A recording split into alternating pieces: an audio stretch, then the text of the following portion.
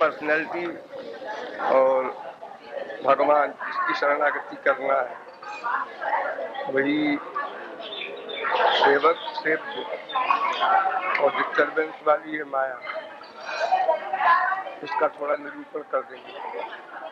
वो जो माया का स्वरूप मैंने बताया था इस बार यथा भासो यथा तमः, इससे वितीर्थम जब प्रतीयत न प्रतीयत क्या मैंने बताया था ना अपनी बार जन्माष्टमी पर। हमने पूरी नहीं सुनी। सुन लेना, समझ लेना।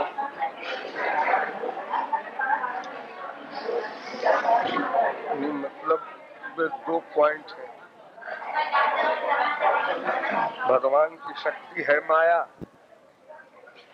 और एक एग्जाम्पल दी गई है आभास से, एक अंधकार से। अरे चुप हो जाओ। तो आभास माने प्रतिबिंब। तो जैसे सूरज का प्रतिबिंब पानी में पड़ता है तो प्रतिबिंब बिंब से पृथक होता है, सूरज से पृथक होता है। तो ऐसे ही माया भगवान से दूर है, अलग। जितने ब्रह्मांड है उनमें माया का अधिकार है, भगवान के लोक में नहीं। सूरज का प्रतिबिंब सूर्य लोक में नहीं, नीचे पानी में। उसी प्रकार भगवान की माया का आधिपत्य भगवान के लोक में नहीं, माइक जगत में। और दूसरा पॉइंट ये कि सूरज के बिना प्रतिबिंब का अस्तित्व नहीं। अगर सूरज अस्त हो जाता है तो रात को प्रतिबिंब नहीं पड़ता जल में। सूरज से ही प्रतिबिंब की सत्ता है, यानी भगवान की सत्ता से ही माया की सत्ता है। भगवान को छोड़ करके माया की कोई सत्ता नहीं। माया शक्ति भगवान की शक्ति पर ही आधारित है, उसके आधार पर है। और इसी प्रकार अंधकार का है दूसरा, कि जहाँ प्रकाश होता है वहाँ अंधकार नहीं होता। तो भगवान प्रकाश स्वरूप है, वहाँ अंधकार नहीं रह सकता। अंधकार भगवान के क्षेत्र से, भगवान के लोक से, यानी परव्योम आदि जितने भी दिव्य लोक हैं उनके अलग माया के लोक में अंधकार रहता है। यानी सूरज से के सामने अंधकार नहीं रह सकता। सूरज जहाँ नहीं होगा वहाँ अंधकार रहेगा।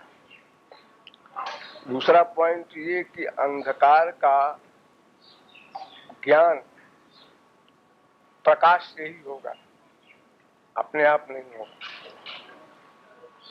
क्योंकि एक प्रकाश है एक अंधकार है, ये दो डिसीजन जो लेता है कोई व्यक्ति तो कैसे लेता है, आंख से लेता है।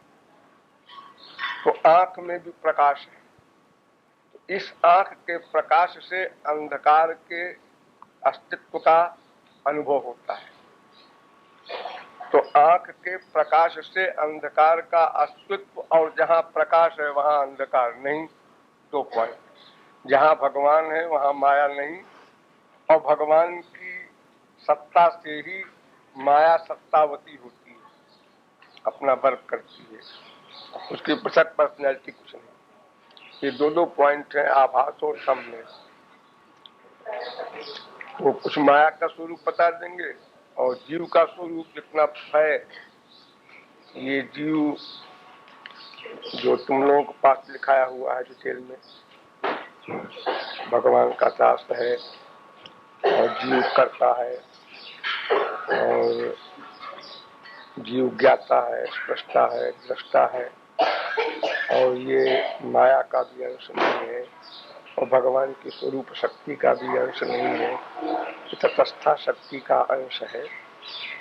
सब विषय तुम्हारे पास है ना।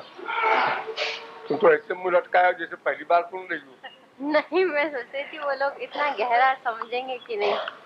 समझेंगे क्यों नहीं, समझाने वाले के ऊपर डिपेंड करता है, समझने वाला।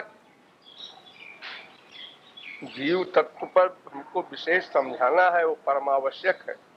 वही तो गड़बड़ करता है, मनुष्य समझता नहीं जो अपने आप को, और वो परमात्मा का अंश है ये सिद्ध करके, इसलिए जीव अपने नेचुरल नेचर आनंद की प्राप्ति के लिए प्रयत्नशील है। तब भूमिका बांधेंगे 5 मिनट में, 5-5 मिनट में एक सब्जेक्ट को चले जाएंगे। तुमको समझे रहना चाहिए, अनुवाद करने में प्रॉब्लम न हो तुम्हारे लिए, मतलब ये है। अब आनंद प्राप्ति के विषय में संक्षेप में अपना कह देंगे कि भगवान की शरणागति, भगवत तत्व है क्या जिसकी शरणागति करना है, उससे हमारा संबंध क्या है, और फिर जितना भी ये विषय है सब छोड़ छाड़ देंगे। संसार का स्वरूप, महापुरुष है, दुनिया भर का, सब बोल नहीं सकते, 2 दिन में क्या बोलेंगे, सब एक एक लाइन चाहे बोल देंगे, बस हो गए। और फिर साधना अंत में वो शरणागति के लिए नवधा भक्ति करना है। वो नवधा भक्ति कैसे करना है, उसमें रूप ध्यान प्रमुख है, करके एंड कर देंगे। तो जीव का स्वरूप तैयार रहे ठीक से, और माया का स्वरूप तैयार रहे ठीक से, थोड़ा तैयार कर लेना अनुवाद करके, और श्री कृष्ण का स्वरूप, और बाकी साधना तो बोलती रहती है, उसमें तो कोई प्रॉब्लम नहीं है। बस इन्हीं सब विषयों को बोलेंगे, कहीं कुछ बोल देंगे, कहीं कुछ कोई नया नहीं बोलेंगे, चेष्टा करेंगे जो तुम लोगों को पढ़ा रखा है वही बोलेंगे। हाँ, नहीं तो अनुवाद करने में समस्या खड़ी होगी ना तुरंत। महाराज जी, तो ये जो आप बोले हैं इसको थोड़ा संक्षेप में आप लिख देंगे? अरे लिखा हुआ तो है ही तुम्हारे पास। कहाँ जन्माष्टमी वगैरह की स्पीच कहाँ मिली है? अभी कुछ भी नहीं मिला। आप अपने हिसाब से थोड़ा जन्माष्टमी की स्पीच पूरी नहीं लिखना है, वो माया का स्वरूप थोड़ा सा जो मैंने बताया है उसी को थोड़ा सा अनुवाद करके समझ लो, और जीव का स्वरूप तुम्हारे पास ही है। लिखने उखने की बात ऐसी है, लिख देंगे। लिखेंगे तो अच्छा रहेगा। तुम लिख दो भैया जीव का स्वरूप और माया का, हम देख लेंगे। दांत क्यों सिर क्यों हो जाती है, तुम लिख दो, हम देख लेंगे। का सिद्धांत ले लो और कुछ गौरांग महाप्रभु का ले लो, दोनों को मिला करके बना लो। जीव को यहाँ से शुरू करो कि जो स्वयं जीवित रहे, दूसरे को जीवित करे, यहाँ से सब्जेक्ट को उठाओ। और फिर उसके बाद ये जीव चेतन है, नित्य है, उसकी थोड़ी सी परिभाषा बता दो, जो 12 परिभाषा मैंने अब की बार बताई है। नई परिभाषा बताई है ना 12, आत्मा के 12 लक्षण।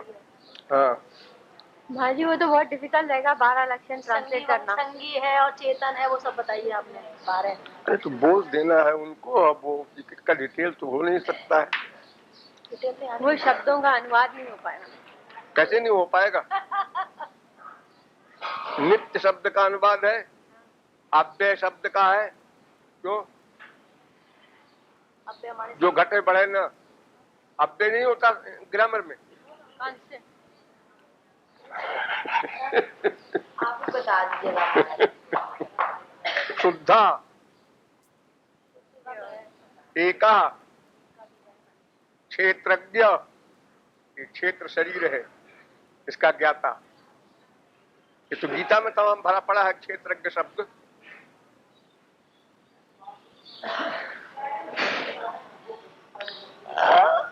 आश्रया,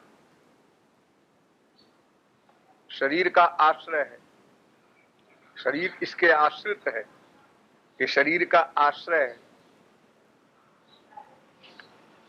अविक्रिया, इसमें विकार न पैदा हो। स्वदृक्, जो स्वयं प्रकाशित करता हो, प्रकाशक हो। हेतु, जो रीजन हो। व्यापक, शरीर में व्याप्त रहता है। असंगी, आत्मा का कहीं अटैचमेंट नहीं होता, अटैचमेंट मन का होता है। अनावृता, इसके ऊपर कोई आवरण नहीं है, आवरण अंतःकरण के ऊपर है, ये शुद्ध है, चेतन अमल सहज सुख राशि। अनुवाद नहीं कर सकता। महाराज जी अंग्रेजी में तो देही शब्द का भी अनुवाद नहीं है, देह देही बोलते हैं तो शब्द नहीं है पूरा। क्या देह देही बोलते हैं ना? हाँ। देही शब्द का नहीं है।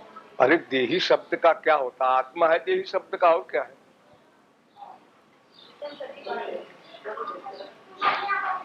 देही कौन है? आत्मा है, देह वाला। हाँ तो देह वाला करके एक शब्द नहीं आता तो बना लो शब्द में क्या तरह है, ये बॉडी है और एक बॉडी वाला, धन धन वाला, गुण गुण वाला, शब्द कैसे नहीं है? थोड़ी अकल लगाओ, सब शब्द बन जाए।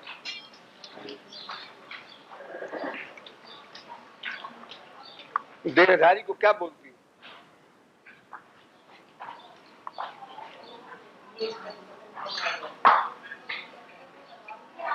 जीवा आत्मा तो होगा देहधारी।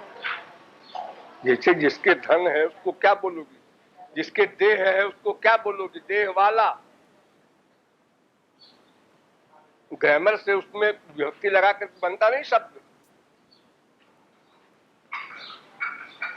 जिसके पास धन हो, जिसके पास गुण हो, उसके लिए ग्रामर में लगाया नहीं जाता आगे, शब्द के आगे। तो इसमें नहीं है, शरीर के लिए नहीं है। क्या लगाती हो? धन को क्या बोलती हो? वेल्थ, फिर वेल्थी हो जाता है। है? वेल्थ बोलते हैं, वेल्थ। और धनी को? वेल्थी। तो बॉडी को, शरीर को बॉडी बोलती हो। हाँ। तो उसमें क्यों नहीं लग सकता हो? ग्रामर से लगेगा हो? हाँ? कैसे नहीं लगता, कैसे बोलती हो? ये भी अपने टांग अड़ाने लगे, बड़े विद्वान हो गए फिलॉसफी के, दमड़ी की अकल नहीं। हर शब्द के पीछे इस प्रकार के ग्रामर में नियम है कि ये लगा दिया जाए तो वाला बन जाए, धन वाला, गुण वाला, प्रतिष्ठा वाला, हर एक में वो बन जाएगा उसी प्रकार। शिक्षा वाला बन जाएगा, धन वाला ही बन जाएगा, लेकिन बॉडी वाला कैसे बनेगा? कैसे नहीं बनेगा? जैसे बॉडी होगा। अब तुमने नहीं समझा है वो बात अलग है, अपनी अकल की कमजोरी मानो, नहीं बन सकता। यही बात मैंने मेरठ में कही थी, याद है? हुआ था। हाँ, पब्लिकली स्पीच। हाँ, सब लोगों ने खिलाफत किया था, तुम लोगों ने, और जो कोर्स मंगा के देखा तो कहने लगे हाँ ठीक है। जब डेली हो सकता है, वीकली हो सकता है, मंथली हो सकता है, ईयरली हो सकता है, तो हमने कहा पब्लिकली क्यों नहीं हो सकता? सब हमारी खिलाफत को सुन गए कि आप इंग्लिश पढ़े नहीं, आप नहीं जानते। इंग्लिश के में कई थे। वो माधव थे। हाँ, वो मधु थी, उनकी परिकरी की बहन, वो इंग्लिश में एमए आर के, वो हाँ तमाम इंग्लिश वाले थे, और सब एक तरफ हो गए। हमने कहा मंगाओ कोर्स मंगाया तो हमारी बात सही निकली। बोला नहीं, बोलते नहीं लोग। अरे नहीं बोलते, लेकिन गलत तो नहीं है वो। महाराज जी पब्लिकली समझावे थे तो हम स्पीच दे के लौटे, कह दिया पब्लिकली स्पीच, कहीं बोल दिया होगा, वहां मेरी पब्लिकली स्पीच हो रही थी, ऐसा कुछ कहा होगा। आते ही सब कौन लग गए हमारे पीछे कि महाराज जी पब्लिकली स्पीच न बोला कीजिए, पब्लिक स्पीच बोला कीजिए। हमने कहा क्यों? कहे ऐसे ही है। तो हमने कहा ये सब में ली क्यों लगा हुआ है? वीक में लग गया, डे में लग गया, ईयर में लग गया, मंथ में लग गया। लेकिन हाँ, ये कैसे हो नहीं लगेगा ये हम नहीं जानते, लेकिन ये हो नहीं सकता। और जोर से, भयंकर ढंग से। और 50 लोग थे इंग्लिश के विद्वान। तो हमने कहा कोर्स मंगाओ। डिक्शनरी मंगाई। तो अब जानते नहीं शब्दों को, तुम लोग कितने शब्द जानते हो? अरबों शब्द है, उसमें तुम लाख भी नहीं जानते, क्या चैलेंज करते हो? नहीं होता, नहीं होता, कैसे बोल पड़े? अरे भाई, जब जब धन से धन वाला है, गुण से गुण वाला है, मकान से मकान वाला है, वाला शब्द जहां पर आया, हमारा संस्कृत का ग्रामर हो, चाहे हिंदी का हो, चाहे इंग्लिश का हो, उसमें कुछ लग करके आगे और बनता होगा। बॉडी में न लगे और कोई शब्द होगा देह के लिए, उसमें लग जाएगा। जी आप बताइए ना कौन सा शब्द है? महाराज जी अलग अलग लगता है, जो वैसी लगता है, लेकिन भक्ति में गुण वाले में भक्ति लगे। हाँ, लेकिन वाला के लिए लगेगा और बनेगा शब्द, हमारा ये कहना है।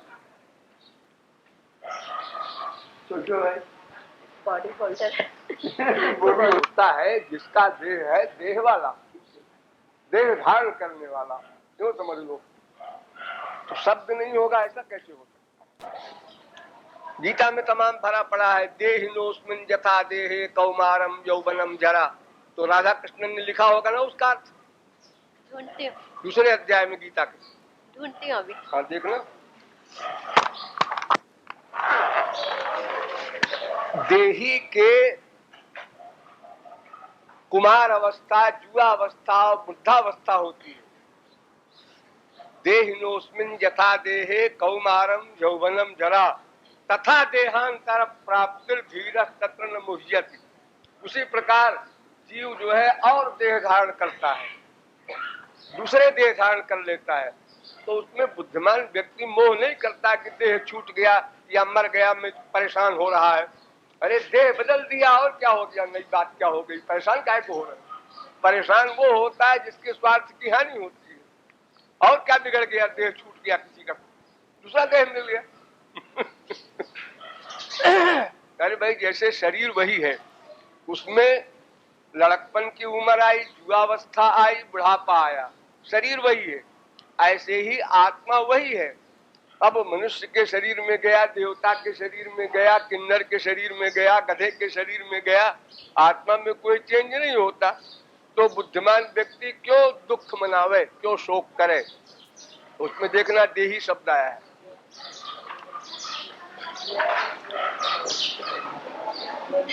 हुई और उसने हथियार छोड़ दिया, तब भगवान ने जो लेक्चर दिया है दूसरे अध्याय में, उसी में है। और भी है, देही नित्यमबध्योयम, वो भी दूसरे अध्याय में है। ये देही जो है आत्मा, ये अबध्य है। अर्जुन तू क्या मारेगा, तू मार नहीं सकता।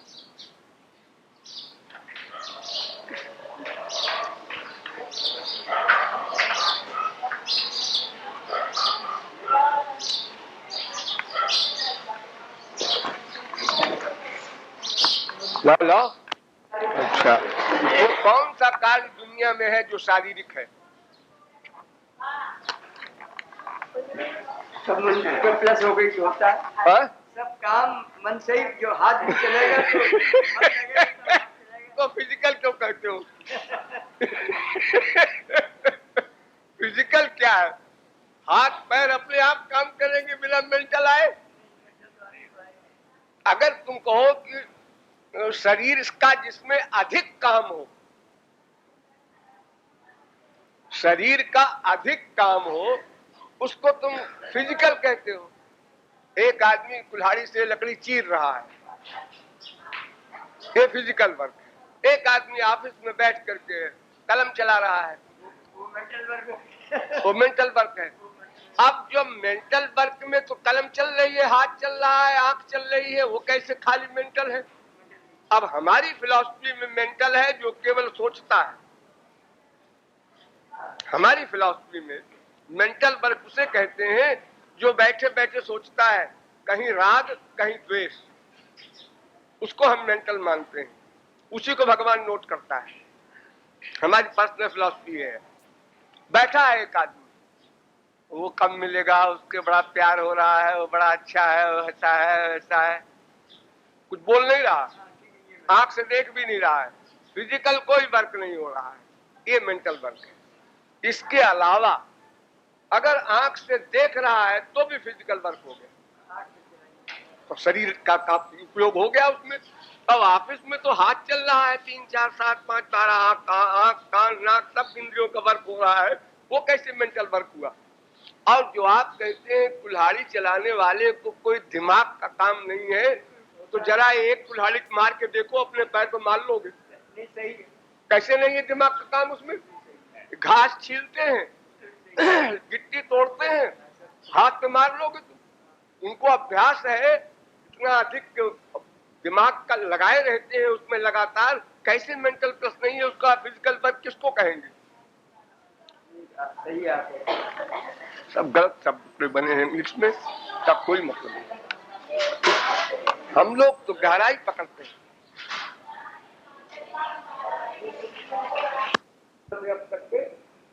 तो फिर आप ये काम हमको, आप सुनो, दूसरा फिजिकल वर्क।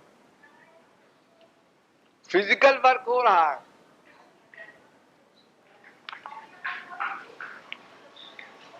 और मेंटल प्लस नहीं है,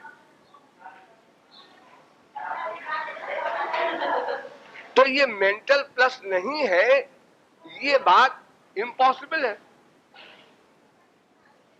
लेकिन प्लस में दो बातें हैं, एक केवल प्लस और एक अटैचमेंट वाला प्लस। अब अर्जुन का प्लस है मन, लेकिन अटैचमेंट नहीं है, इसलिए मर्डर कर रहा है वो फिजिकल वर्क, ये फिजिकल वर्क, इसलिए उसका फल नहीं मिला।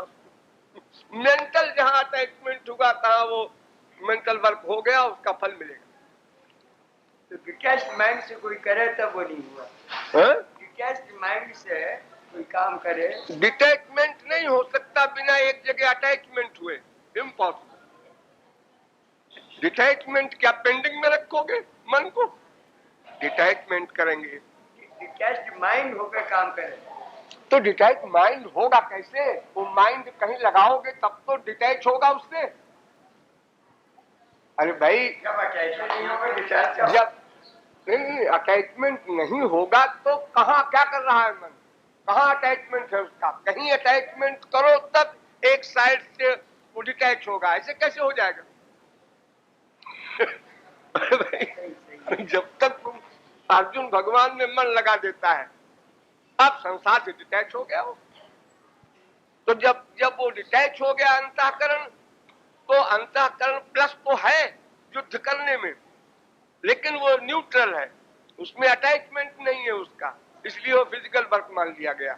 और जब मेंटल प्लस है, तो मेंटल प्लस होते हुए भी अटैचमेंट न हो तो वो फिजिकल वर्क। दूसरी परिभाषा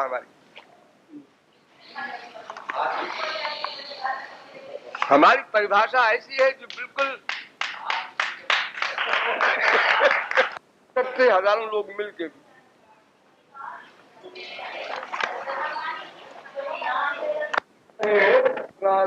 प्रतिभागरम भवतु में गांगम जलम निर्मलम।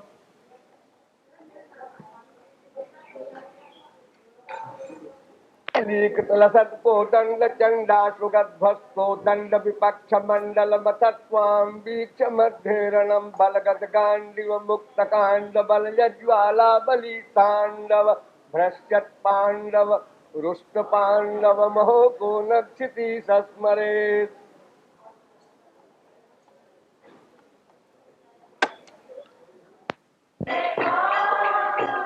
प्रतापगढ़ वाला जोर गरम बाबू मैं लाया मजेदार चना जोर गरम।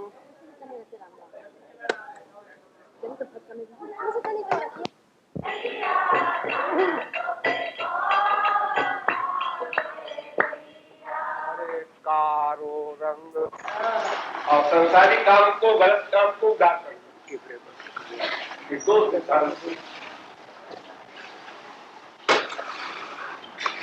कुकुर के पाकर पकाकर बोल तो काबर कुकुर के बाप का जो काबर कुकुर के पाकर पकाकर बोल।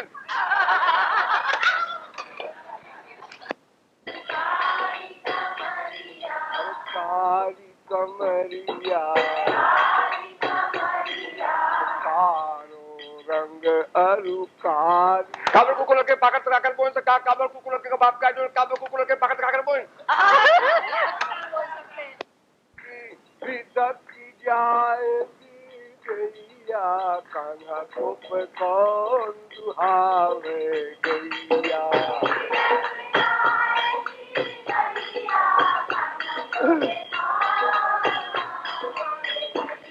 अरे बिदक जाएगी, बिदक जाएगी गैया, कान्हा को कौन दुहावे गैया।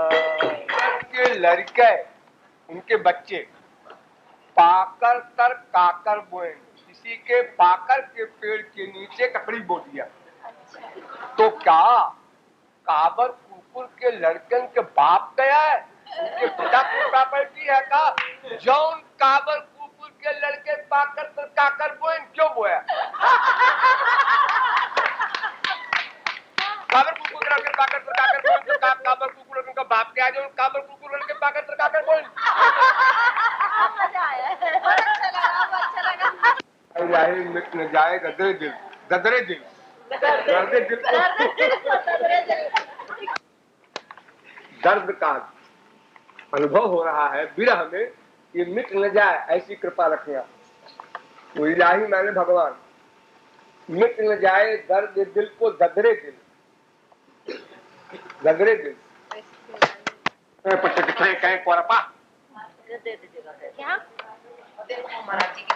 ढाणे द्वय सच तगने मात रचते पटक ठे कै कोरपा। Formula grammar. ढाणे द्वय सच तगने मात रचते पटक ठे कै कोरपा। सब प्रत्यय ये सब प्रत्येक के नाम है। टिट धा आए द्वय सच दग नय ठक ठय वरप, सब प्रत्ययों के नाम शब्दों में लगते हैं।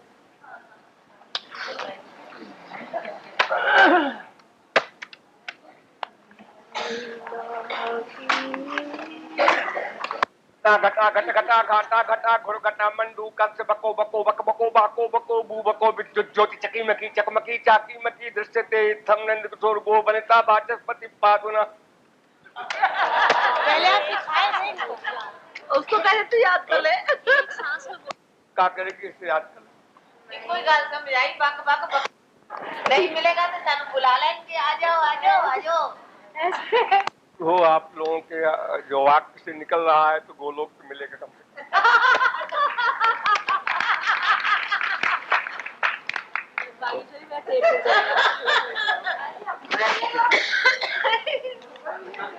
बाबा जी से पूछते हैं कि एक बार किसी को भगवान मिले और उन्होंने कहा भाई हमारे बच्चे नहीं हो रहे हैं, बहुत साल हुए, आप आशीर्वाद दीजिए। तो उन्होंने कहा तुम्हारे भाग्य में बच्चे नहीं हैं, मैं कैसे दे दूं? उसके बाद नारद जी पहुंचे, उनसे भी उन्होंने कहा कि महाराज हमारे बच्चे नहीं हो रहे हैं, तो कई बच्चे चाहिए? उन्होंने कहा 10-12 हो जाए, अब इकट्ठी छुट्टी मिले 10-12 हो जाएंगे। तो भगवान फिर निकले उधर से, तो उन्होंने कहा किसके बच्चे हैं भाई? उन्होंने कहा महाराज ये हमारे ही हैं सब। तुम्हारे तो बच्चे लिखे नहीं है। उन्होंने कहा नारद जी आए थे और आशीर्वाद दे गए तो हो गया, और आप तो कह रहे थे कि होगा ही नहीं। अरे भाई तो ऐसा है कि अब भक्त ने कह दिया तो कैसे काट सकते हैं? हम स्वयं नहीं काट सकते संविधान को, लेकिन भक्त ने कह दिया तो फिर हमको तो काटने पड़ेगा, हम क्या कर सकते हैं, मजबूरी। बल्लरी वगैरह सब लोग कह रहे हैं तो गोलोक जाना पक्का। हाँ? और तो गोलोक चले जाने के बाद तो स्वेच्छाचारी होता है ना, स्वराट भवन वेद कहता है। वो जैसी कामना करता है, जहाँ की कामना करता है, सखी लोक, भ्रातृलोक, मातृलोक, पितृलोक, कहीं भी जाना चाहे तो इस रस को पाने की इच्छा किसी की होगी तुरंत आ जाएगा। उसको कोई मेहनत है कि कोई उसको सवाई ढूंढना? हाँ?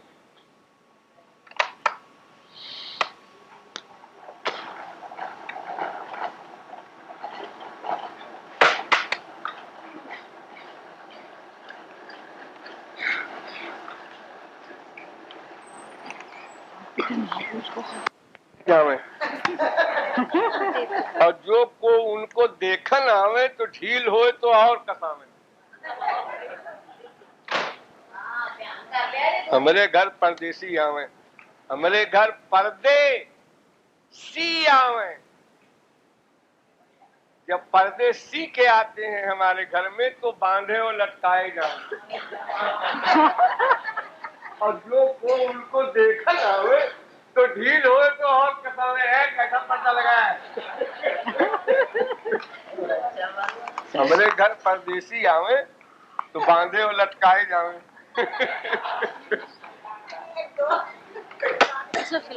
पहुंची थी वो पहुंची है या ना पहुंची, अगर पहुंची वहां पहुंची तो पहुंची लिख दे आप पहुंची। जो पहुंची आप पहुंची थी वो पहुंची है यहाँ पहुंची, अगर पहुंची तो क्या पहुंची जो पहुंचे तक नहीं पहुंची। एक प्रश्न है एक उत्तर है। एक पति अपनी बीवी को उसने एक पहुंची भेजा, यहाँ पहुंची पहनती हैं औरतें, शहर से भेजा उसने पार्सल से और चिट्ठी लिखा साथ में कि जो पहुंची मैंने भेजी थी वो पहुंची है या ना पहुंची, वो पहुंच गई कि नहीं पहुंची। अगर पहुंची वहां पहुंची, अगर पहुंच गई हो पहुंची तो पहुंची लिख दे आ पहुंची।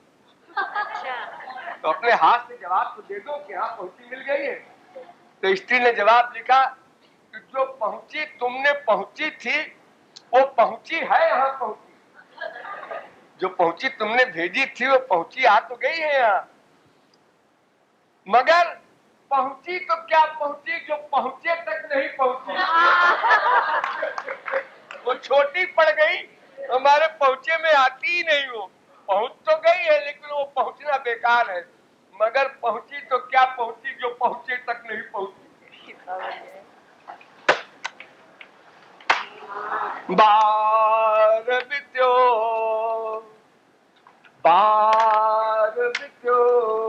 लख बार झुकी, बार बिरह के बार बार देखत किते बार लबार।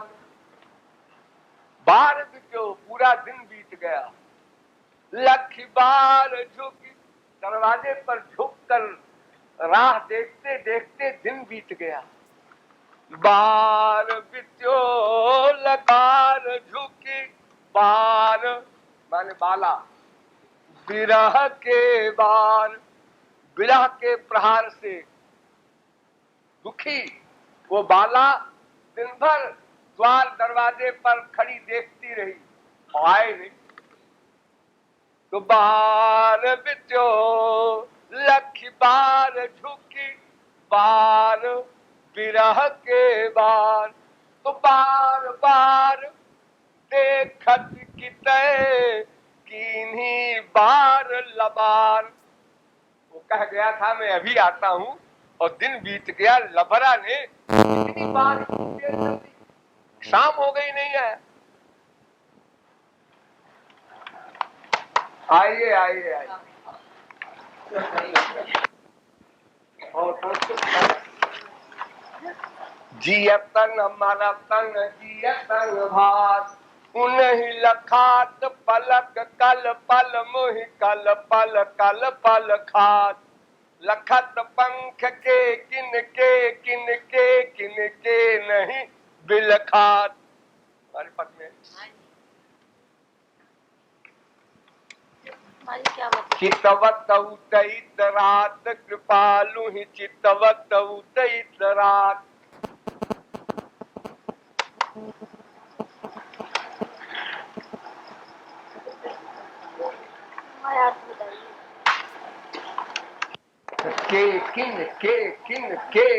के नहीं बिलखात।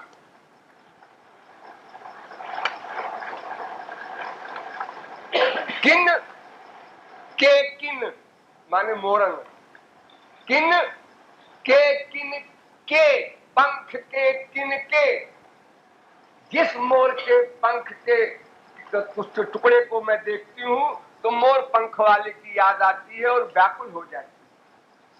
तो लखत, तो किन के किन के लखत पंख के किन के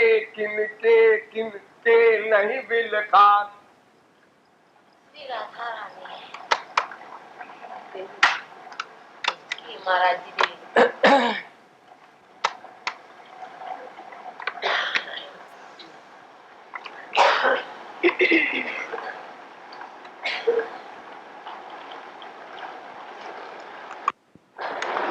बड़ा अफसोस है इस बात।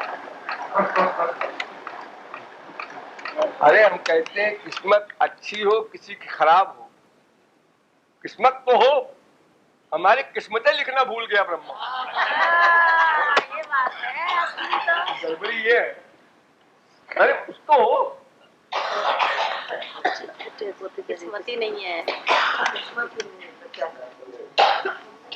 नहीं, हम लोग अच्छे बन जाए तो आपकी किस्मत अच्छी हो जाए।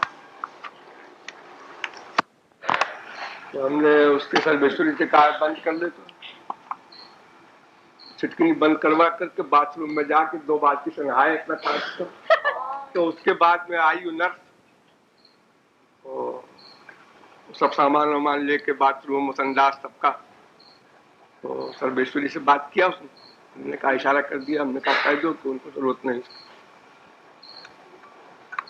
वो ऐसी नर्स थी, वो दक्षिण तरफ की थी, उसकी भाषा ऐसी थी कि हंसी आ रही।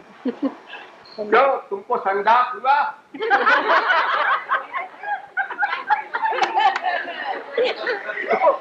तो हमने सिखाया, हमने कहा तुम नहीं बोलते आप बोलते हैं। ये सोचना कि हम न हो तो इनका काम नहीं चलेगा, ये बहुत बड़ा धोखा है। कितनी स्त्रियां मर गई, उनके पति हैं, कितने पति मर गए, उनकी स्त्रियां हैं, कितने बेटे बाप मर गए, दुनिया है। ये सब बकवास की बातें हैं कि हमारे बिना काम नहीं चलेगा। तुम मर के देख लो काम चलता है कि नहीं चलता। अगर हमारी बात का विश्वास न हो सब दुनिया चलेगी। देखने की चेष्टा की लगता है अभी।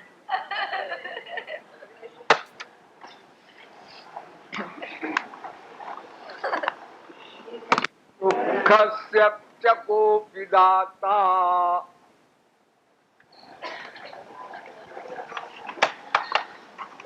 सुखस्य च न कोऽपि दाता परो ददातीति कुबुद्धिरेषा अहं करोमीति वृथाभिमानः स्वकर्म सूत्रग्रथितो हि लोकः। मैं करता हूँ, मैं न हूं, कोई ऐसा न होगा वैसा न होगा, ये वृथाभिमान निरर्थक सोचता है। हर एक जीव का अपना अपना संस्कार है, अपना अपना कर्म है, उसके अनुसार वो संसार में रहेगा।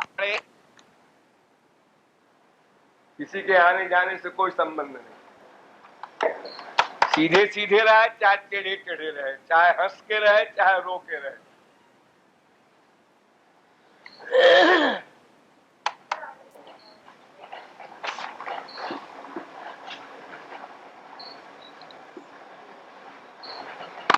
ग्रथितो हि लोका।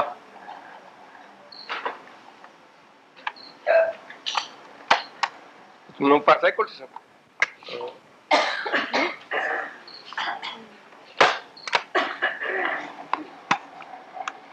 महफिल में रत जगह है,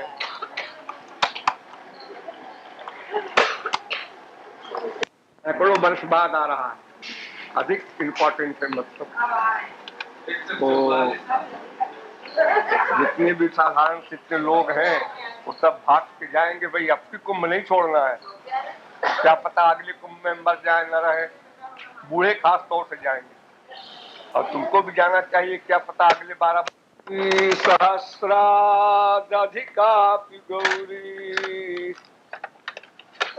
तथापि श्यामा श्रुति सुप्रसिद्धा। गौरी से भी हजारों गुना गोरी राधा और उनको शास्त्रों वेदों ने श्यामा नाम रखा है उनका। देखो कितनी अंधेर की बात। हाँ। फिर से श्लोक बोल दीजिए जरा, हमारा टेप नहीं हुआ। कहा करो गौरी सहस्रादधिकापि गौरी तथापि श्यामा श्रुति सुप्रसिद्धा सुरूपिणी क्या सुरूपिणी तथा सखी कदम्बस्य विभाति राधा। वो सुरूपिणी है, फिर भी उनको लोग असुरूपिणी कहते हैं।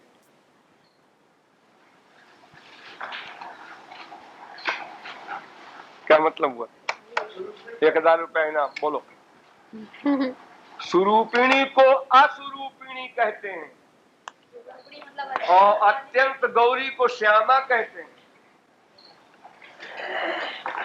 सुरूपणी मतलब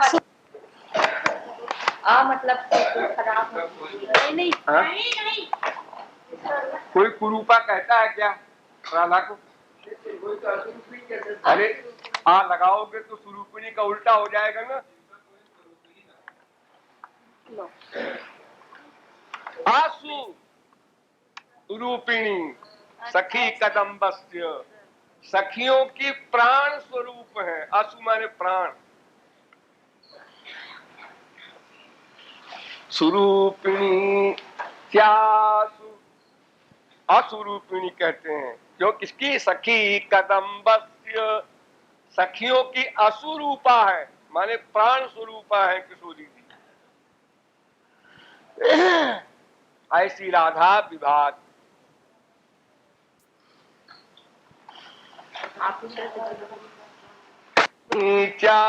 चाप्यसुरूपिणी सा सखी कदम्बस्य विभाति राधा। गौरी सहस्रादधिकापि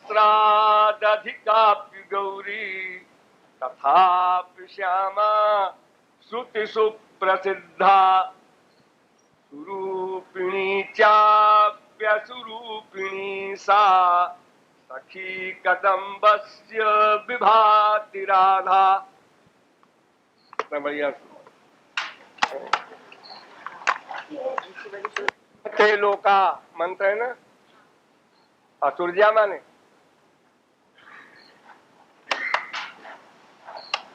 असुर का लोक। असुरजा नाम ते लोका, जो कर्म धर्म करते हैं उनको असुरों का लोक मिलता है।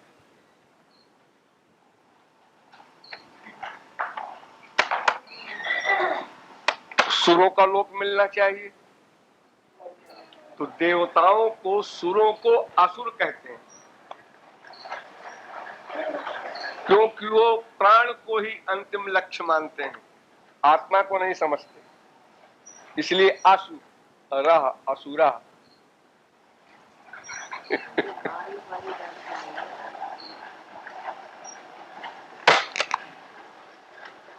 पांच प्रकार की इसको असु कहते हैं। पंच प्राण, प्राण अपान ज्ञान समान उदान। जी इनमें फर्क क्या है? जो सांस लेते हो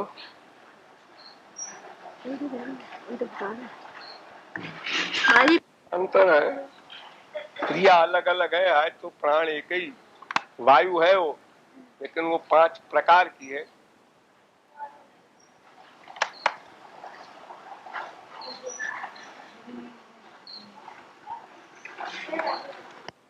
इसीलिए आत्मा को भी प्राण बोल देते हैं लोग। प्राण शब्द आत्मा के लिए भी आता है।